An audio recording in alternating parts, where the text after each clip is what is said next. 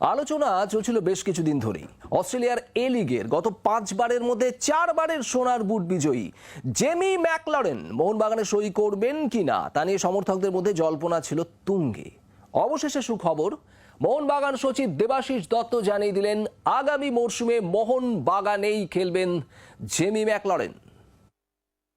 Jamie McLaren হচ্ছে গত 5 বছরের মধ্যে লাস্ট 4 বছর, গত বছরটাই খালি হয়নি, অস্ট্রেলিয়ার এ লিগের golden boot winner, highest scorer.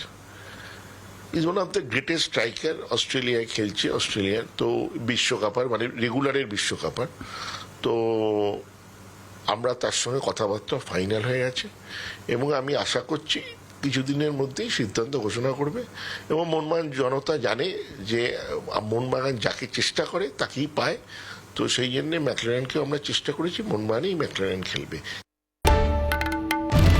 বাংলার আওয়াজ, বাঙালির আবেগ, জি 24 ঘন্টা।